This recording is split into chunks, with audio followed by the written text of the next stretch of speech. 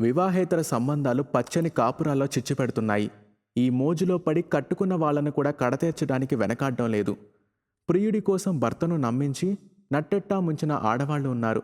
భర్త కిడ్నీని బలవంతంగా అమ్మించిన ఓ మహిళ ఆ డబ్బు తీసుకుని ప్రియుడితో పారిపోయిన ఘటన మర్చిపోకముందే ఓ మహిళ భర్త తన కోసం కట్టిన ఇంటిని అమ్మేసింది. వచ్చిన మొత్తాన్ని తీసుకుని మరో వ్యక్తితో పరారైంది. భార్య తనను మోసం చేయడంతో సదరు భర్త విషం తాగి ఆత్మహత్యకు పాల్పడ్డాడు. దీనికి ముందు అతను ఓ సెల్ఫీ వీడియోను తీసి సోషల్ మీడియాలో షేర్ చేయగా వైరల్ కావడంతో ఈ ఘటన వెలుగులోకొచ్చింది.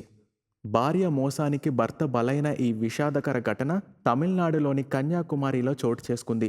పోలీసులు తెలిపిన వివరాల ప్రకారం కన్యాకుమారి జిల్లా నాగర్సోల్లో విల్లుకూరికి చెందిన బెంజిమెన్కు 2016లో సునీత అనే మహిళతో వివాహం జరిగింది. వీరికి పిల్లలు లేకపోగా ఉపాధి కోసం బెంజిమెన్ సౌదీ అరేబియాలో ఉంటున్నాడు. అక్కడ భవన నిర్మాణ కార్మికుడిగా పనిచేసే బెంజిమెన్ భార్య సునీతను సొంతూరులోనే ఉంచాడు. కానీ ఆమె ఇష్టం మేరకు తన పూర్వీకుల ఇంటిని అమ్మేసి మరో చోట భార్య పేరుతో కొత్త బిల్డింగ్ కట్టించాడు.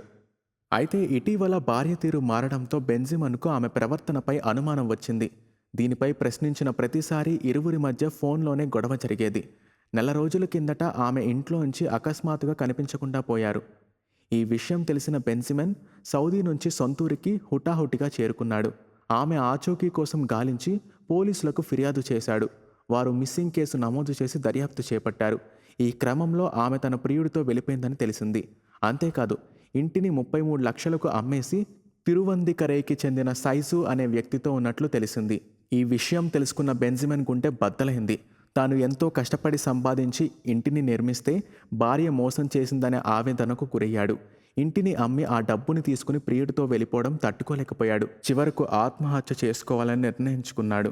తన మరణానికి భార్య సునీత, ఆమె ప్రియుడు సైజు, ఆమె సోదరి షీలా కారణమని ఆరోపించాడు.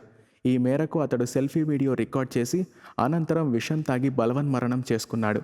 వీడియో వైరల్ కావడంతో ఘటనపై పోలీసులు కేసు నమోదు చేశారు.